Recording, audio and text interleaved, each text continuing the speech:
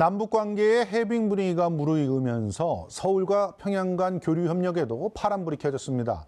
지난 2월 평창올림픽에서 박원순 시장이 리선권 조국 평화통일위원장을 만나서 전국체전 참가와 경평 축구의 부활을 공식 제안해둔 상태이고요. 리선권 위원장은 이에 박 시장님은 언제나 초청되어 있다라고 화답을 했다고 하는데요. 김정은 위원장도 경평 축구도 좋지만 농구부터 교류해보는 게 어떠냐 이런 제안을 했다고 합니다. 서울 평양 간 도시 교류 협력에 훈풍이 불 수 있을지 두 분 전문가 모시고 자세한 얘기 나눠보겠습니다. 먼저 평화이음 남북교류협력위원회 위원장 황선 위원장 모셨습니다. 안녕하세요. 예, 안녕하세요. 예, 동국대 북한학과 김용영 교수님도 모셨습니다. 안녕하세요. 네, 안녕하십니까. 예, 오늘 또 아주 좋은 소식이 정말 반전처럼 우리한테 다가왔는데요.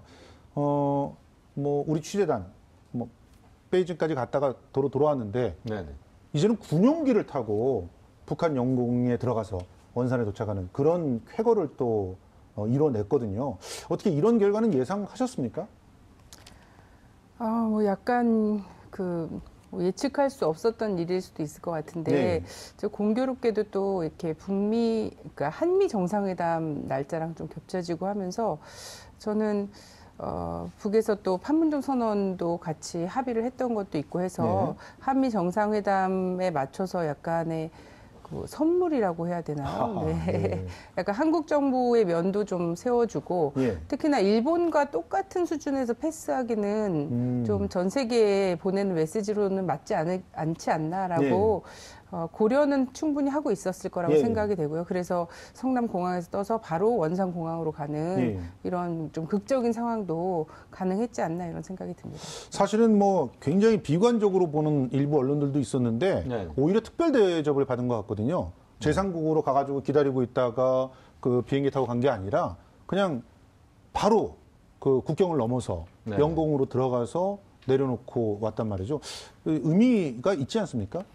우선은 이제 두 가지 측면을 봐야 될 것 같은데요. 하나는 이번 이제 한미 정상회담에서 문재인 대통령께서 보다 적극적으로 한반도에서의 비핵화 평화 체제의 구축과 관련된 충분한 이야기를 트럼프 대통령과 나누는 또 그 과정에서 김정은 위원장의 우려 사항이랄지 또 미국에서 지금 허들을 좀 높이고 있는 부분들이 있습니다. 북미 정상회담 앞두고 그런 것에 대해서 문재인 대통령이 충분히 설명을 하는 그런 과정에 대한 북측의 화답이다. 일단 그렇게 하나 봐야 될 것 같고요.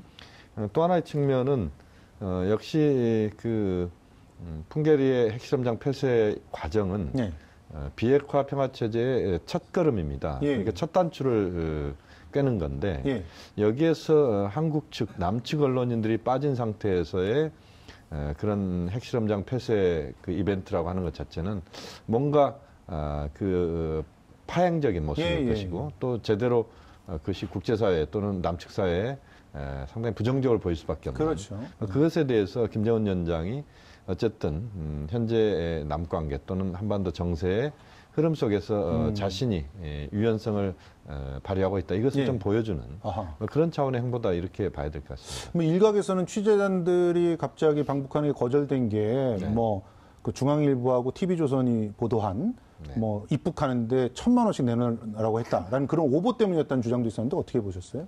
그 부분은 처음부터 북측이 그런 요구나 이런 것은 전혀 없었던 것이죠. 전혀 없었는데 오보가 나왔잖아요. 네, 그렇습니다. 또 하나는 이제 지금 원산역에서부터 그 북측의 지금 이제 풍계리 핵시설 실험장에 제일 가까운 역이 제덕역이라는 겁니다. 그렇죠. 이게 제덕역까지가 거리가 한 412km 정도 됩니다. 북한의 철도 사정이 지금 아주 좋지 않습니다. 그렇죠. 김정은 위원장도 그런 솔직한 속내를 드러낸 적이 있었지 않습니까? 시속 한 35km 정도 잡으면 12시간 걸립니다. 그런데 아마 35km는 더 낮을 겁니다. 더 속도가 안 날 것이기 때문에 한 17시간, 19시간 정도 잡아야 되는 그런 과정입니다. 그래서 이번 우리 언론인들이 5개국의 언론인들이 갑니다만 상당히 어려운 그런 여정입니다. 그 자체가.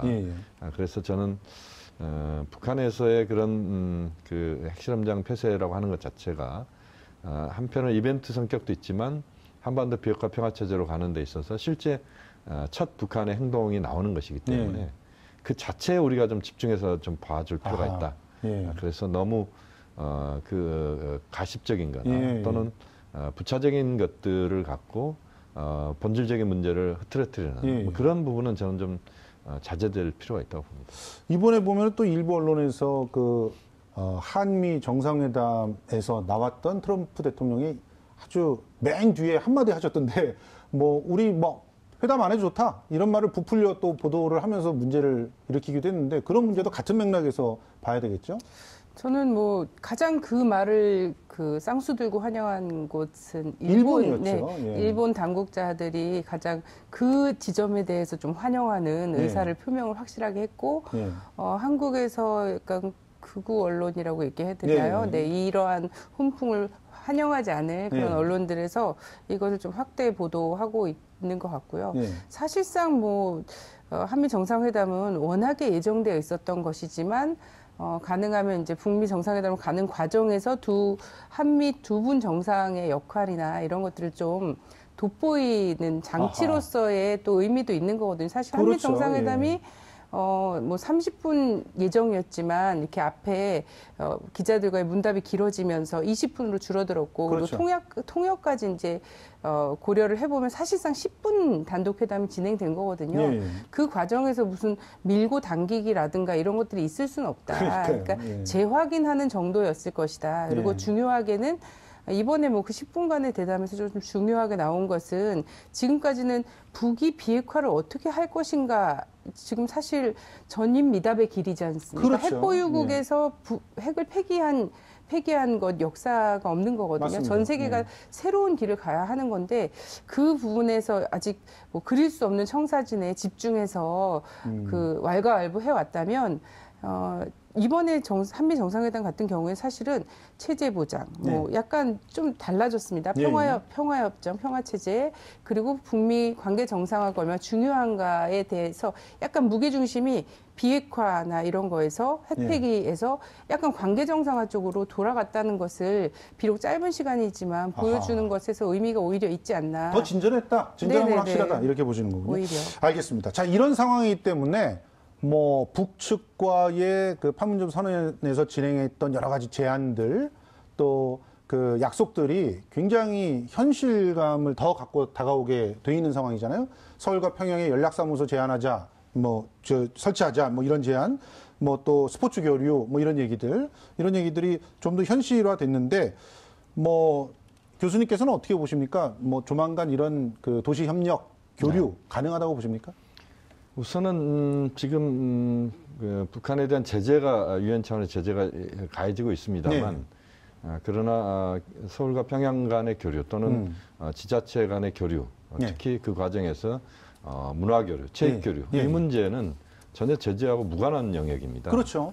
또 하나 우리가 주목해야 될 것은 현재 남관계가 판문점 선언으로 상당히 이제 유연성을 확보하면서 남관계를 풀어간 쪽으로 지금 전개가 될 겁니다. 이 과정에서 가장 우선해서 좀 진행돼야 될 부분들이 체육교류, 문화교류, 또 인도적인 측면에서 이산가족 상봉, 그렇죠. 이런 문제들 중심으로 접근을 해야 된다고 보고, 그런 차원에서 보면 지방자치단체, 특히 서울시가 갖고 있는 여러 가지 그동안 준비를 해왔지 않습니까? 그런 준비된 것들이 있기 때문에 그 사업들을 우선적으로 북측과 또 평양시와 이렇게 교류 협력을 해나가는 이 작업을 저는 상당히 좀 서두를 필요가 있다. 알겠습니다. 그렇게 봅니다. 자, 그러면 이제 준비해온 내용들을 우리가 그래프를 통해서 확인하면서 얘기를 진전시켜 나가 보겠습니다. 자, 서울시는 2016년부터요. 서울 평양 도시협력 3대 분야 10개 과제를 만들었는데요. 첫째, 남북합작 수도공사 설립하는 거, 또 서울 평양 간 재난정보 공유하고 재해 노후시설물 관리 장비 지원하는 거, 또 평양 맞춤형 대중교통 운영 시스템 구축하는 거, 서울 평양 도시재생 시범사업 검토하는 거, 이런 것들을 이제 계획을 세워놨고요.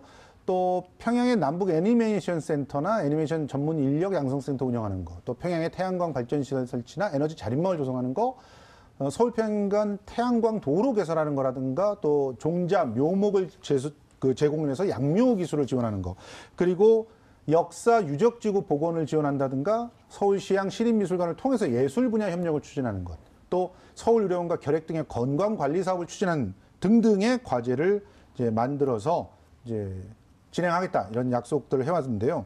특별히 눈에 띄는 부분이 있으세요, 위원장님?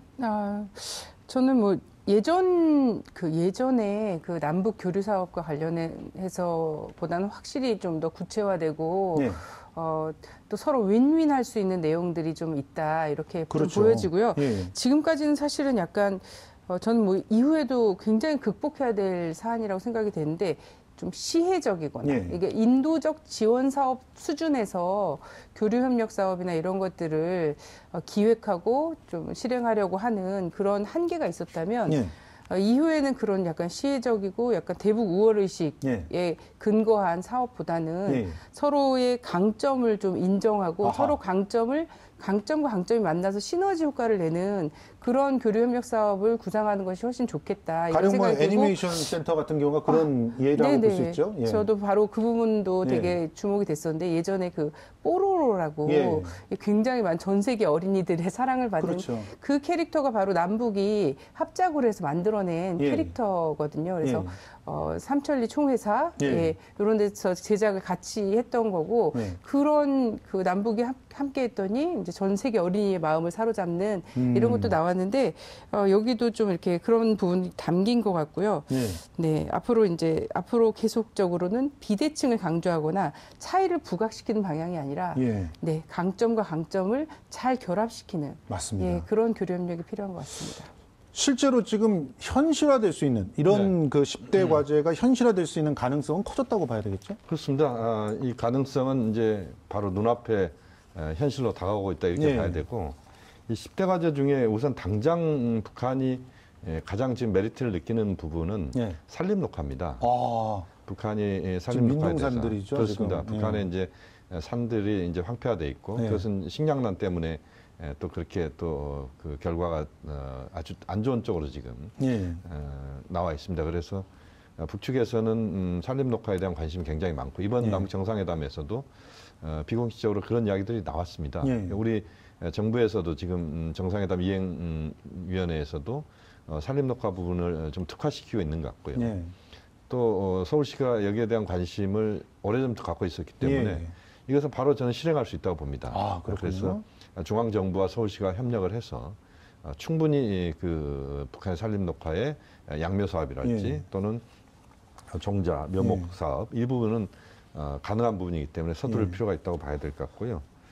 서울시향 같은 경우 저는 어떤 제안을 했냐면 서울시향이 그 북측에 대표 관현악단과 함께 예. 8.15 광복절 기념 음악회를 아하. 판문점에서 하자 예. 이런 제안을 했습니다. 그렇군요. 그래서 이제 북한의 또 교향악단 수준이 꽤 높거든요. 그렇죠. 그래서 북한의 교향악단 또 북한의 대표할 만한 합창단 네. 우리 또 서울시향에 또 시향도 있고 서울시립합창단도 있기 때문에 그렇죠. 같이 그 8.15를 경축하는 네. 그런 매우 의미 있는 광복절 경축의 음악회 이런 것을 이번에 저는 시작을 하면서 앞으로 그걸 정례화시킬 수도 있다고 봅니다. 아, 그렇군요. 사실 저는 뭐 에너지 절임 마을 같은 경우도 굉장히 서로가 윈윈할 수 있는 프로젝트라고 생각되는 것이 우리는 사실 에너지 절임 마을 하나 조성하는데 굉장히 번거로운 절차가 필요하지만 에너지가 부족한 북한에서 자림 마을을 조성해서 좋은 선례들을 남겨준다면 우리가 역으로 그 사례를 활용해가지고 다양하게 또 서울의 그 자립마을을 조성할 수도 있지 않을까 그런 생각들을 해봤는데요. 자, 일단 거기에 대해서 제가 잠깐 한마디 말씀드리면 북한에서 그 전력 사정이 좋지 않기 때문에 각 그 집집마다 태양광을 이용해서 자신이 이제 그 전력을 몇 시간씩 쓰는 그런 시스템들이 많이 발달돼 있기도 하고 또 그것이 굉장히 수요가 많습니다. 그렇습니다. 또 중국에서 대처 수입이 이루어지고 이런 그렇죠. 과정들이 있는데 말씀하신 것처럼 에너지 자립마을 또는 개별 가가호의 태양광 발전 이 부분에 대해서 우리 측의 노하우가 분명히 있고 그렇기 때문에 그걸 협력을 하면 북한의 뭐 평양 시민뿐만 아니라 북한 주민들이 상당히 호응도가 높은 그런 사람이 될 거라고 봅니다. 그렇습니다. 지금 한라인을 설치한다고 했는데 이건 어떤 의미가 있는 걸까요? 글쎄 뭐 예전에 없었던 것은 아닙니다. 뭐 딱 서울시와 평양시 사이에 어떤 한 라인은 아니었을지라도 예. 과거 이제 광복 60돌 기념으로 해서 남북이 함께 평양 관광 사업도 좀 진행을 하고 어허. 아리랑 공연에도 이제 뭐 사람들이 수천 명 예. 네, 다녀오고 이런 때가 있었는데 그때도 그 평양에 상주하는 네, 상주하는 그 사업과 관련해서 예. 뭐 공무원은 아니지만 예. 그 사업을 주로 맡아서 평양에 상주하는 그런 인원들이 있었습니다. 수개월 동안. 근데 중요한 것은 정세가 어떻게 변하든지 간에 예, 흔들림 없이 계속 지속할 수 있는 것이 가장 중요하다. 그것을 이제 서울시가 갖고 있는 것이 중요하고 그것이 확인이 되면 저는 남북 관계가 큰 틀에서 풀리는 과정에서 이게 확인이 되고 지자체 의지도 확인이 된다면 평양에서 그렇게 어려운 일은 아니다. 그리고 지금도 그런데 하나 궁금한 거는 네. 평양은 시장이 없잖아요. 그러니까 한 라인을 설치하면 어디에 설치를 해야 되고 누구랑 통화를 해야 되는 건지 이거는 좀 궁금하던데요. 평양시 인민위원회 위원장이시죠. 네. 그렇게 해서 서로가 네네. 교류를 갖다가 의논을 할 수가 있을 것이다. 네네네. 알겠습니다. 근데 이제 서울시 같은 경우는 예. 우리 한국을 대표하는 수도고 예. 평양도 역시 이제 어쨌든 북한을 대표하는 수도이기 때문에 예. 우리가 예를 들어서 박원순 시장의 파트너가 평양시당위원장일 수도 있지만 예. 또는 리성권 조평동 위원장일 수도 있고 또 북측에 이제 책임 있는 사람들이 함께 그 박원순 시장과의 그런 파트너가 될 수 있다. 이런 점에서 알겠습니다. 좀 더 우리가 유연하게 볼 필요도 있습니다. 지금 뭐 우리 교수님도 짚어주셨지만 스포츠 교류는 정말 쉽게 할 수 있다 이렇게 얘기를 해주셨는데 어떤 것들이 지금 가능할까요? 예를 들어서 뭐 지금 여러 가지가 얘기되고 있었는데. 지금 당장에는 이제 서울 같은 경우에는 되게 오래 전부터 경평전 다시 부활하는 것을 정책에 계속 반영을 하고 계신 걸로 알고 있고 그리고 최근에 이제 남북 교류협력, 남북 회담 과정에서 나왔지만 축구보다 농구 먼저 하자 이런 얘기도 나왔고 8월 달에 있는 인도네시아 아시안 게임 같은 경우에는 평창올림픽 때와 마찬가지로 또 단일팀 이야기가 나오고 있거든요. 그리고 단일팀에서 아무래도 방금 언급됐던 농구 단일팀이나 이런 걸 뭐 살짝 전망해 보는 그런 언론 보도들도 좀 있었고, 당장 내년 같은 경우에는 전국체전 서울에서 진행을 하지 않습니까? 그래서 전국체전 아마 서울시에서는 전국체전을 명실공히 전국체전으로 약간 민족 내 축전의 장으로 만들겠다. 뭐 이런 구상을 갖고 있는 걸로 제가 알고 있습니다. 아니 이런 근데 거. 이 전국체전은 그래서 뭐 북에 있는 모든 그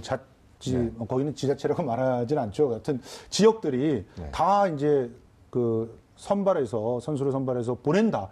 엄청난 일이 될 것 같은데 이게 가능할까요? 일제시대 때만 하더라도 전국체전 개념이 있었습니다. 그때는 이북에 있는 그 각 도들이 다 참가를 했었죠. 그러니까 전혀 새로울 것이 아니고 단절된 것을 잇는 겁니다.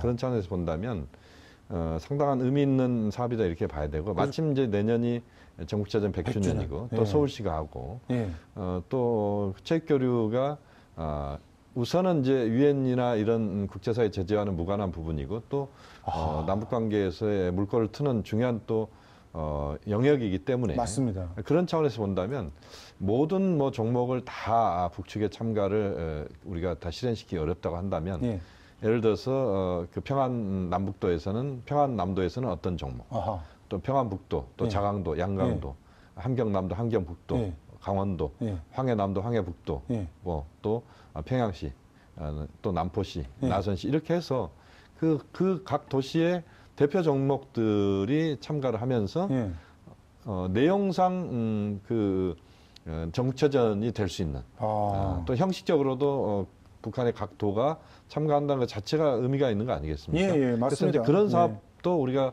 생각해 볼 수 있다. 그래서 이 전국체전 100주년을 너무 우리가 크게 보지 않아도 북측의 그 종목들이 각 도별로 한 종목 정도씩 참가를 한다면 앞으로 이제 그걸 더 확대시키면 되는 거니까. 그러네요. 실제로 정말 적극적으로 의지만 있으면 얼마든지 이 100주년을 기념하는 상징적인 대회가 될 수 있을 것 같고 실질적으로 가능도 할 것 같아요. 네, 저는 뭐 일부 종목 같은 경우 사실 평양에서 할 수도 있다. 아, 그런 네, 그래 것도 가능하네요. 예. 공동 개최도 사실은 가능한 거 아닌가 예. 이런 생각도 들고 오히려 문제는 지금까지도 전국체전은 한국 내에서 이북 5도를 형식적으로는 아마 실향민들과 이렇게 예. 참여를 했었거든요. 예. 그런데 오히려 이 과정에서 생길 수 있는 여러 가지 갈등 상황을 어떻게 잘 조화롭게 푸는가 이것이 오히려 좀 더 어려운 문제일 수 있지.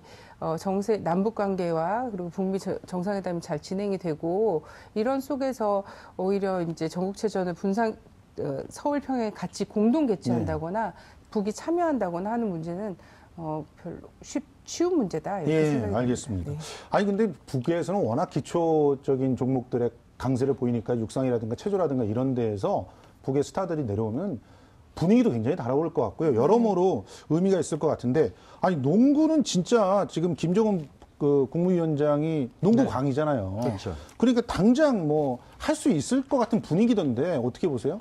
농구는 굉장히 쉽습니다. 이제 남북이 지금은 한반도 비핵화 평화 체제 예. 그 과정에서 남북 정상회담, 북미 정상회담 예. 이 중요한 그 정치 외교적인 부분에 우선 집중하고 있기 때문에 네. 거기에 포커스가 맞춰져 있어서 네. 체육문화 교류가 약간 좀 뒤로 밀린 듯한 느낌입니다만 그러나 앞으로는 체육문화 교류는 또 다른 차원에서 남북 관계에서 그 인도적인 부분이랄지 또는 남북이 하나 되는 모습들을 또 우리가 만드는 작업도 매우 중요하지 않겠습니까? 맞습니다. 그런 차원에서 이런 그 사업들을 특히 농구 같은 경우는 뭐 인원이 많이 동원되는 것도 아니고 그래서 북측의 선수들이 서울에 와서 한 경기를 하고 또 우리 측 선수들이 평양 가서 경기를 하고 이런 식으로 한다면 그야말로 남북이 하나 될 수 있는 그런 또 스포츠 교류의 새로운 장을 연다 이런 점에서는 의미가 크다고 봅니다. 그리고 저는 이 남북합작 수도공사 같은 경우도 꽤 그 특히나 북한에서는 의미 있는 사업이 될 것 같은데 지금 북쪽의 수도 사정들이 썩 좋지 않은 편이고 대동강 같은 경우도 오염이 좀 심하다라고 알려져 있는데 이런 부분은 만족도가 꽤 높지 않을까요? 제가 그 전 정부 때 박근혜 정부 때 그 해외 동포를 모시고 통일 토크 콘서트를 하다가 이렇게 감옥까지 다녀온 일이 있는데 맞아요. 그때 되게 주요하게 걸린 발언이 이 발언이었습니다. 대동강물이 맑다. 대동강물이 맑다는 대동강 맥주가 맛있다. 이걸로 해서 굉장히 대대적인 그 종북몰이 이런 것들을 좀 당하고 고초를 겪었는데 최근 딱 한 달 전입니다. 딱 한 달 전에 대동강물을 찍어 오신 분들이 있어요. 그러니까 그 북에 들어가서 대동강물이 그렇게 오염이 심하진 않습니다. 근데 오염이 심하고 안 하고의 문제가 낙동강보다 낫겠죠. 네, 그렇죠. 4대강보다 훨씬 나은 상태인데 바로 이 발언 때문에 고초를 겪었는데 근데 전 중요한 것은 뭐 북의 대동강이 한강만큼 규모가 크고 또 평양 같은 경우 서울보다 더 넓고 인구는 4분의 1 수준이고 계획도시고 해서 환경오염 정도가 아주 굉장히 심각하기는 좀 어렵지 않나 이렇게 생각이 되는데 다만 남북이 서로 이러한 그 상수도 문제를 같이 맞춰보고 어떻게 관리할 것인가 우리의 공통의 국토를 이런 것들을 맞춰 나가는 노력 이런 것들은 매우 중요하다고 생각이 됩니다. 근데 그 경협 분야는 여러 가지 제재나 이런 것들이 있어서 좀 당장은 좀 어렵겠죠? 물론 그렇습니다. 지금 남북 간의 경제협력은 현실적으로 한반도 비핵화 평화체제의 방향이 좀 잡히고 북미 정상회담의 성과가 좀 나오면서 북한에 대한 제재가 그렇게 되면 완화가 점진적으로 될 겁니다. 왜냐하면 북한의 비핵화 평화체제를 한반도 비핵화 평화체제를 구축하는 과정은 결국 북한에 대한 그 선물을 줘야 되는 것과 또 연관돼 있거든요. 그렇죠. 그렇게 보면 제재가 점진적으로 해제된다 이렇게 볼 수밖에 없는데 그 과정에서 경제 교류 협력은 구체적으로 같이 할 수 있다. 또 서울시가 평양 갈 수 있는 지금 수도 말씀을 하셨습니다만 이 문제 같은 경우는 그 북한에 대한 지원, 경제적인 지원과 연관될 수도 있거든요. 그래서 우선은 저는 구동전의 자세로 좀 갈 필요가 있다. 좀 쉬운 것부터, 가능한 것부터, 알겠습니다. 그렇게 좀 접근하자고 봅니다. 그런데 이렇게 보시면서 서울 평양의 도시협력 방안 좀 평가를 해보면 냉정하게 좀 아쉽다라고 생각되는 부분도 있죠. 글쎄요, 이거 하고 싶은 것이지 않습니까? 네, 하고 싶은 것을 지금 뭐 서울뿐만 아니라 지금 2018년 들어서서 남북관계 정세가 굉장히 많이 빠르게 바뀌다 보니까 서울뿐만 아니라 정말 많은 지자체에서 이 남북 교류 사업을 다 준비를 하고 있습니다. 근데 여기서 중요한 것은 하고 싶은 것이거든요. 하고 싶은 것도 중요한데 또 북은 또 무엇을 하고 싶을까? 이 측면에 대한 좀 고민과 이런 것들이 더 많이 필요하다. 왜냐하면 이것은 교류 사업이란 건 분명히 상대가 있는 것이고, 그리고 지금까지 교류 사업에서 알게 모르게 피의식이 있을 수 있습니다. 이용하려고 하는구나. 혹은 뭐 정세가 딱 이렇게 되니까 뭐 모든 게 다 무로 돌아가는구나. 라는 이런 게 있을 수 있기 때문에 과연 상대는 무엇을 하고 싶겠는가 이런 것들을 좀 더 고민해 봐야 되지 않겠는가. 알겠습니다. 저기 독일 같은 경우로 보면 도시 간의 교류 협력이 결과적으로 베를린 장벽을 무너뜨리는데 큰 역할을 했다라는 분석들이 있더라고요. 우리도 이 도시 협력이 앞으로 남북 관계를 새롭게 재편하는 데 굉장히 큰 도움을 가져오겠죠? 그렇습니다. 좋게 말하는 도시 협력일 수 있고 좀 더 넓히면 우리 지자체 간의 협력이 굉장히 필요한 부분들입니다. 문재인 대통령도 지자체의 협력에 대해서 상당히 긍정적인 입장을 갖고 있고 또 지방의 활성화 이것에 대해서 굉장히 강한 입장을 갖고 있고 또 서울시가 갖고 있는 상징성을 넘어서서 평양과의 협력 이 사업은 결국 민족의 앞으로의 어떤 미래와 관련된 부분에서 가장 중요한 그런 역할이고 또 실질적으로 체육교류, 문화교류 또는 북한의 여러 가지 어려운 상황들을 고려하는 지금 황선 위원장께서 좋은 말씀하셨는데 북측의 입장에서도 우리가 좀 고려를 하면서 사업들을 풀어가는 그런 지혜가 만들어진다면 저는 매우 빠른 속도로 서울시의 교류 협력이 활성화될 수 있다고 봅니다. 알겠습니다. 사실 짧은 시간 안에 모든 것을 꼼꼼히 따져보기는 좀 어려운 상황입니다만 우리가 차근차근 시간을 내가면서 우리는 평양과 혹은 더 나아가서 다른 북한의 도시들과 어떻게 협력을 해나갈 수 있을지를 좀 살펴보는 시간 계속 꾸준히 가지면서 이 문제를 들여다보도록 하겠습니다. 지금까지 황선 평화이음 남북교류협력위원회 위원장 또 김용현 동국대 북한학과 교수와 함께 이야기 나눠봤습니다. 두 분 고맙습니다. 고맙습니다.